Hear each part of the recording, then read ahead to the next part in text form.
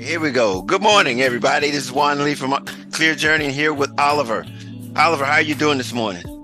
I am well, man. I am well. Glad to be back for what I believe will be a enriching conversation. So All right. glad to be here. Well, cool. Hey, before we get started, if you are a first-time visitor, welcome. This is Clear Journey's uh, podcast called It's Life. And we've excited to be here. If this is your first time, hit the like button, subscribe, be a part of our community. That would be great. Today is going to be about self, Mm, about self, about what does it take um, to really, what does it mean to be yourself? You know, that's something that I think we all want to be ourselves, hmm but today's interesting because what does it mean to be ourselves? I mean, because we're influenced by so much and so many things today. Yeah. How do we recognize, if we're being ourselves or not? You know, that's an interesting thought. You got any ideas there? That's a great question. And it's interesting because I feel like it changes with the generations. I feel like there were generations where you were actually being encouraged to fit into a particular mold, whether it be this is where you need to go to school, you need to go to college after this, you need to do this, you need to do that, and walking that line. And then we saw the opposite extreme where it was like, do what you like, be who you are, do whatever you want, it's you. And so I think there's a middle ground, if you will, of that involves you really understanding who you are. And that probably, as we get into the conversation, will probably be, will be spun up in different ways. But for me, thinking about who I am, that's made up of several components. My family of origin. So who my parents are and who they raised me to be. Uh, some of the outside influences of the neighborhood, some of the influences of media and different things now have all been thrown into this pot.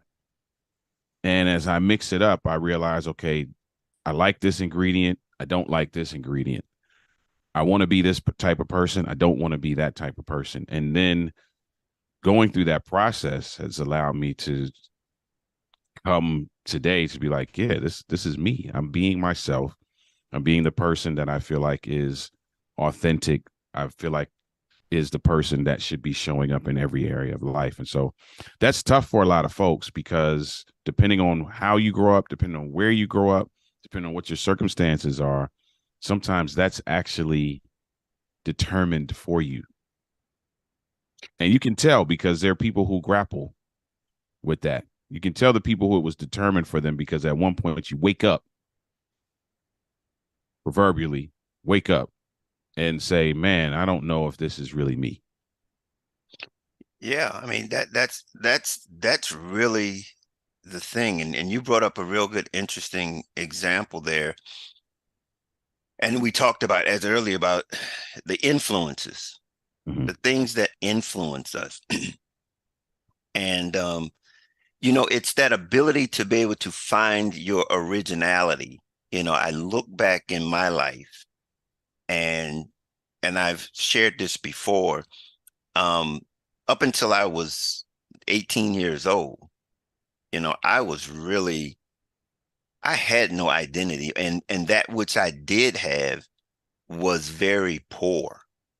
I had low self-esteem. I had no identity other than that which was what somebody else told me I was. Mm-hmm. And at that time, everybody up until then, 18, you're going through high school and you graduate. I was in special education, and from that perspective, I felt like I was unprepared for life. I felt that I was less than. I didn't get an opportunity to, I did some things in my junior and senior year in high school because I was in special education.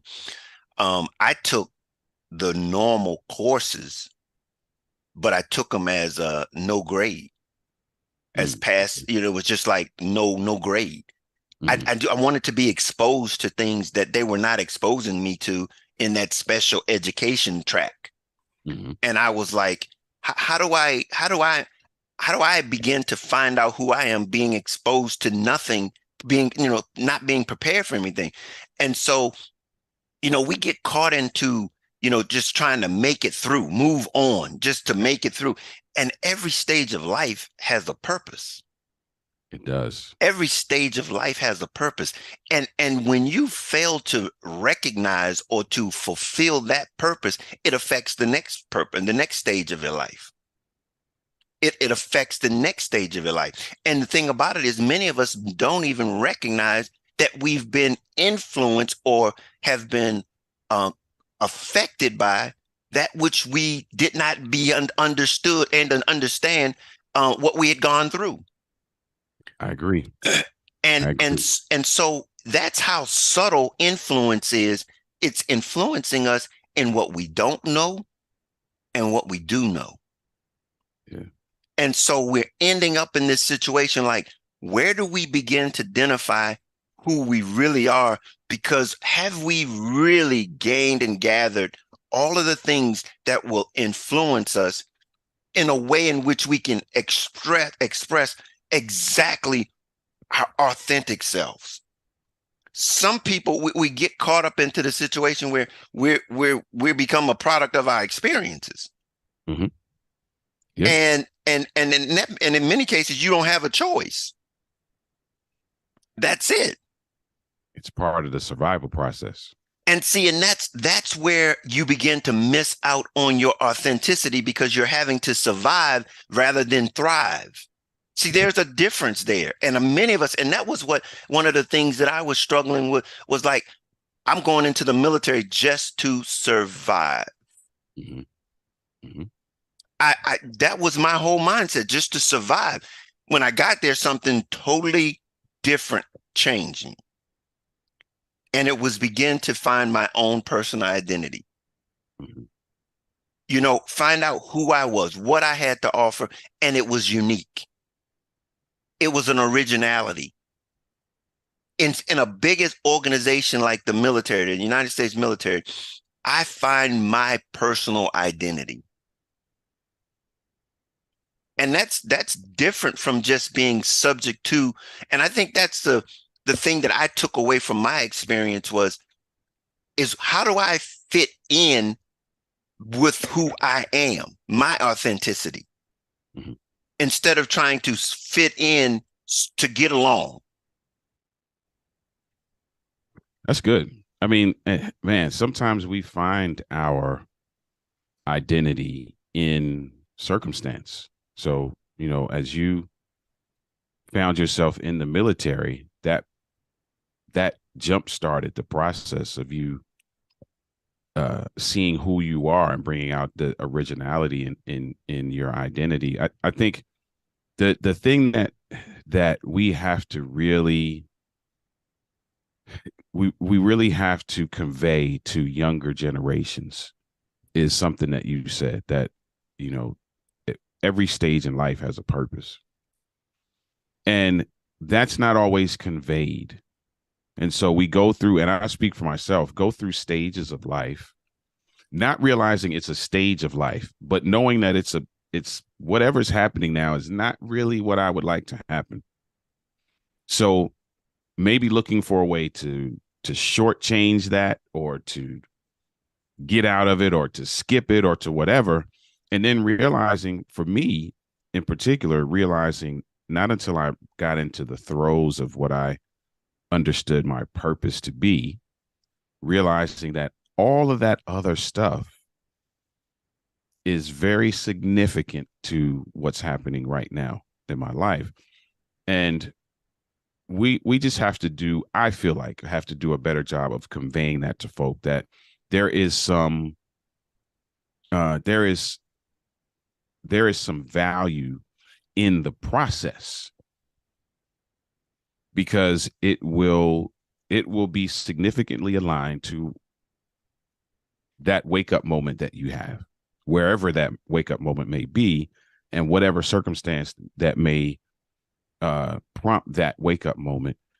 It's all, you're going to be able to point back to something in every stage of your life. And so that's important that you said that, man, because I am a living witness.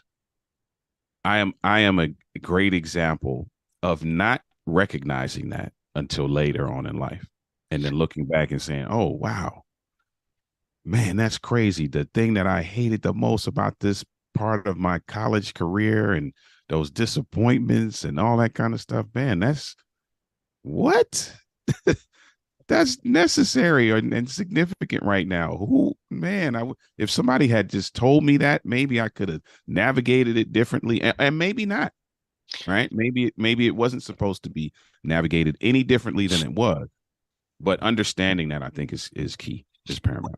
Yeah, everybody, and I'm no different. I mean, I'm looking in the rearview mirror in hindsight. I'm being able to say, I knew what I was dealing with.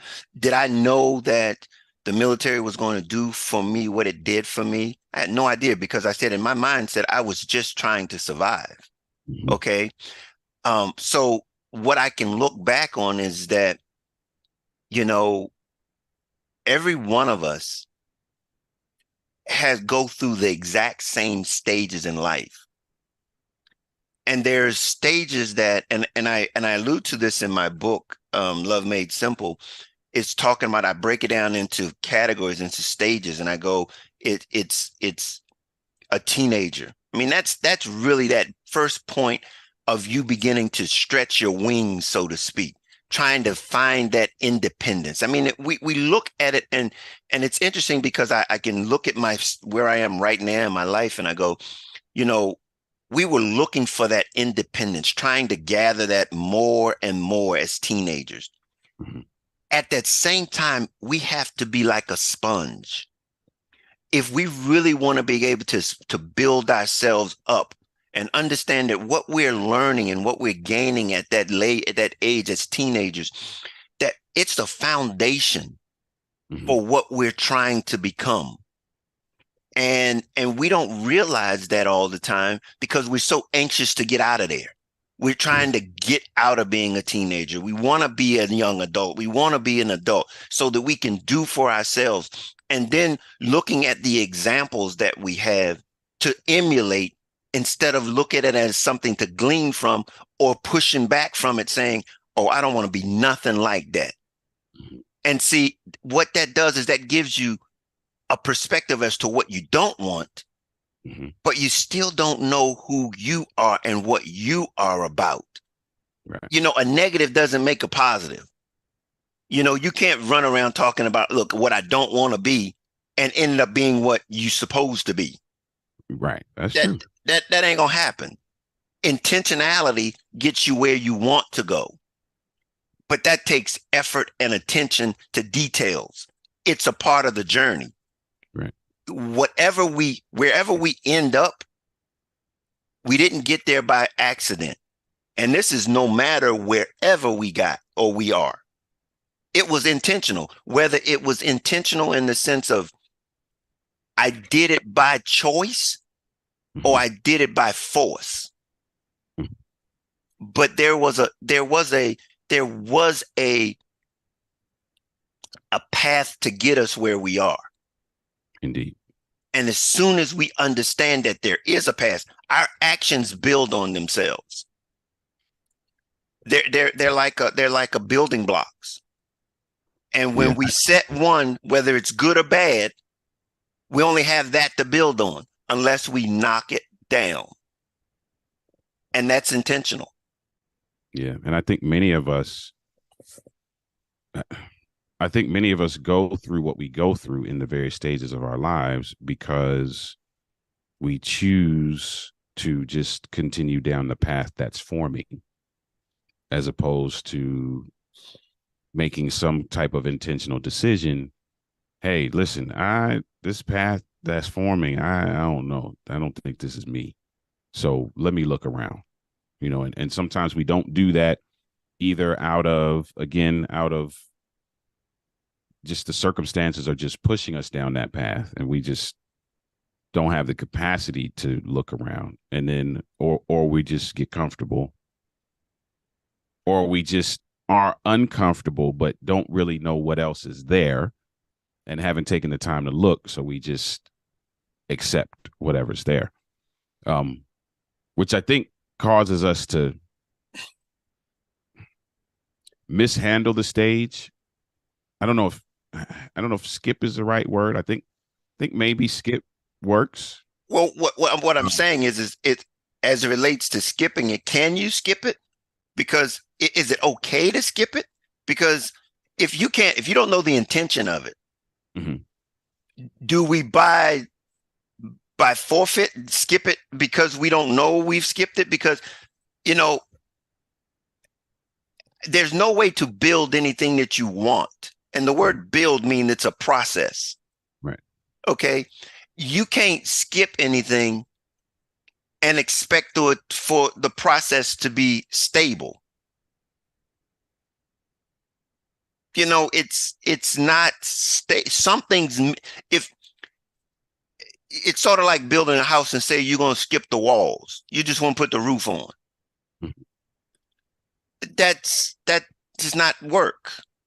It doesn't work. I don't think that you can skip stages. I think what happens with many of us is that we neglect certain areas of the stage. And you will have to come back to those at some point in your life. So to use your analogy with the house, we may put up the frame and we may put in the wiring, we may do all that stuff, but we don't put up any sheetrock. But in order for you to live comfortably in that space, at some point you're going to wake up and be like, man, this is not comfortable. It's not aesthetically pleasing. And maybe you could have fixed that 10 years ago, but you chose to just live in this shell for 10 years and then wake up 10 years down the road and like, this is not what I want. You're going to have to now put up sheetrock, which should have happened in a stage that took place 10 years ago. And I think many of us do that in life. You're going to find yourself, if you mishandle, if you mismanage, if you aren't if you aren't participating in life in the way you should be in a particular stage, at some point in your life, you have to revisit that. Or you have to choose to not ever revisit that, and then you're going to get what you get. Here's the thing, and what you're saying, I agree with you 100%, but how do you know that the sheetrock or the walls haven't been put up if you've not been exposed to the walls? Because I'm be honest with you, people build them all the time and go like, that's perfect. There's nothing wrong with that. I can't even identify the fact that there's no walls there, because their experience in that living experience is that wind blow through the house all the time. That's how it works. That's how it rolls. And you don't understand that it could have been prevented with some walls. Mm-hmm.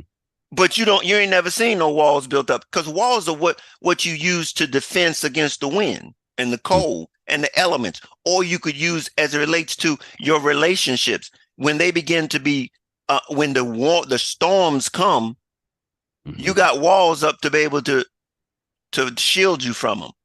Right. But you've never seen any shielding going on. Mm-hmm. So all of a sudden, this is acceptable. Yeah. So what I'm suggesting, and I said, where do we get that understanding? How do we come to the point where we feel that if we got a roof on the house, it's okay, irrespective of us not having walls? We can't. We can't. And it actually challenges two different segments of the population. It challenges those who have gone through the process and understand what's necessary at the various stages of life. it challenges them to now be a conduit for the person who lacks exposure. It also is a challenge for the person who isn't sure, hasn't seen, doesn't have an idea, to look for that, to search for that. Mm-hmm. And we have to start encouraging both sides of that spectrum to do that. You know, as I go through the stages of my life, there's some things I don't know. Maybe I'm the inner city kid. All I know is what's around in my neighborhood. Everybody kind of walks a couple different paths. You got the drug dealer, you got the occasional ball player who kind of broke through the ceiling. You got, you got the pseudo rapper who's kind of he's real nice in the neighborhood, but he's not on BET. Then you got the guy who might be the next town over. You don't really know him, but he is on BET. So all you have are different ways. So I'm like, okay, this looks like the path. So from the things that I see, I forge what I think the path is. And those folk need to be exposed to the fact that they have options. That's key. That's really key, because exposure and options are exactly what the answer is. And I think when you bring up our circumstances, our situations, our perspectives, the thing that we really have to hone in on is, how do we recognize, again, talking about ourselves and our authenticity. Your authenticity is that place where you feel at rest. That place that you feel contentment, feel that you are within your abilities, and they're yours, and they are authentically yours. And so to be able to identify that comes with being able to get exposure to other options, and begin to be able to find. So you've got to understand that peace is where your authenticity lies. If you're in confusion, it's foggy. That's not where your authenticity is.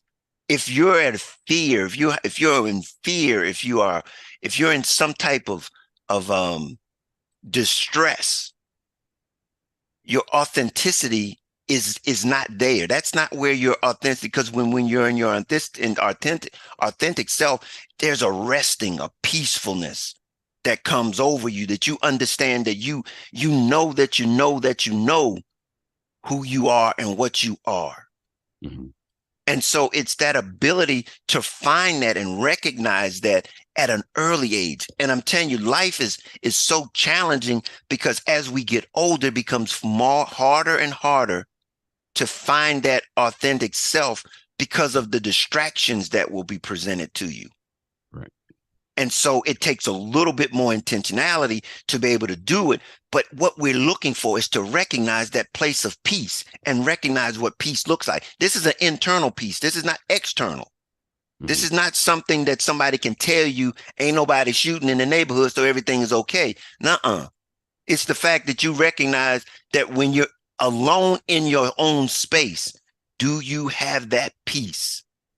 Do you have that ability to be able to not be concerned about what's happening around you, but you're focused on who you are and what it is that brings you that degree of peace? And then you're able to protect it. Yeah. You protect that peace, because that peace will allow you to navigate whatever is shaking down and around you.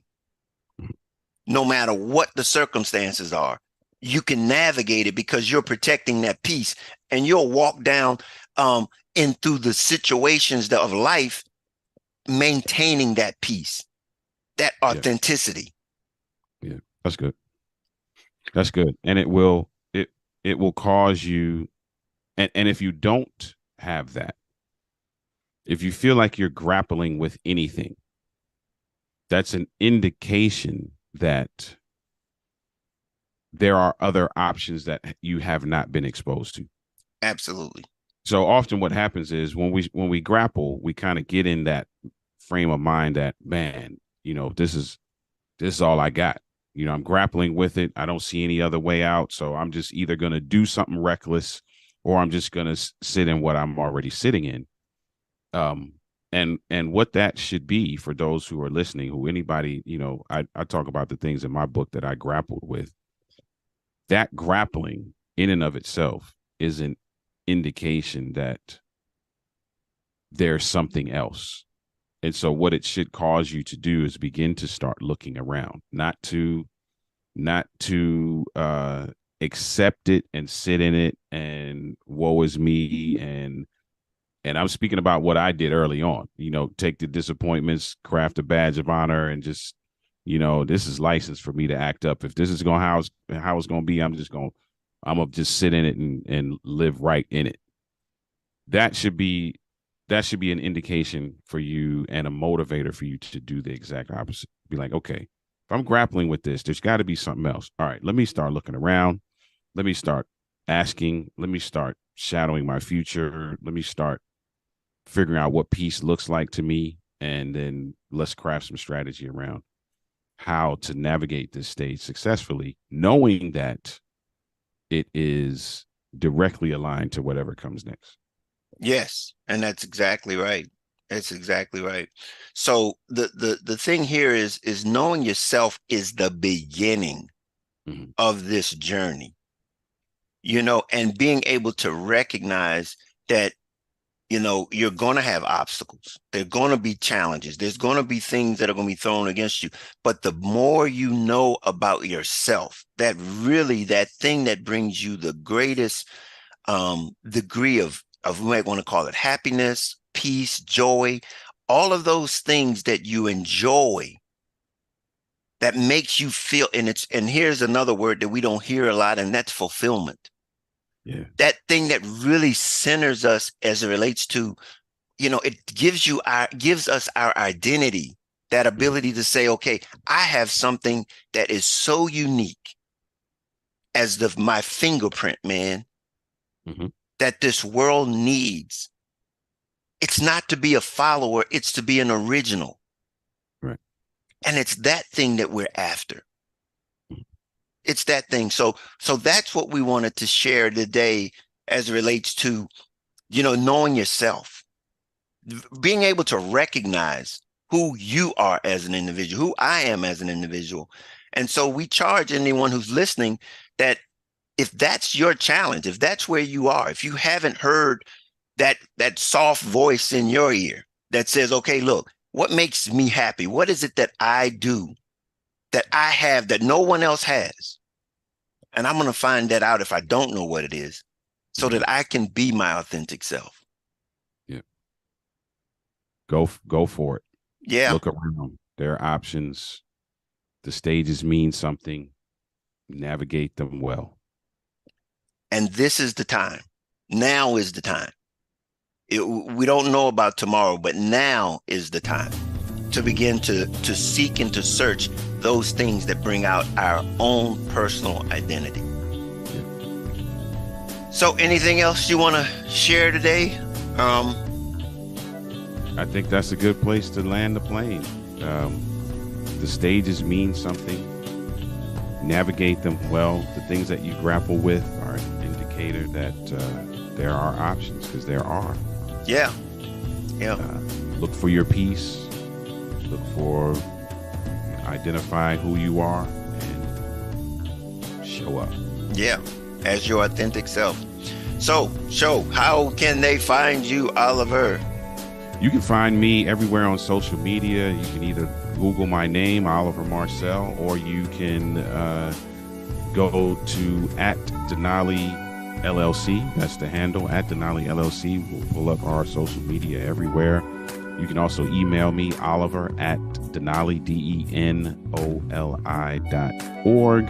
Author, speaker, coach in the relationship building and men's empowerment space. Author of the book Overcoming the Man Laws, which is right in line with what we talked about today.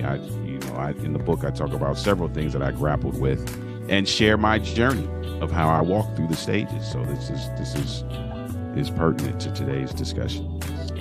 And also, by the way, you can find me at Clear Journey, Juan Lee at clearjourney.org. We're launching a new audio book of Love Made Simple. You go to Amazon and sign up for Audible, and you get a free copy of my book. Also, I am a thought leader in the power of love, and the attitudes of the power of love. And I'm also having consultations. You can also reach me at Clear Journey for a free consultation about this thing called life. And so also, I'm on all social media. You can find me on Facebook at Juan Lee the author. But most of all, if you haven't subscribed, please do subscribe to our page. We're on YouTube, and we're also on our podcast. So please subscribe.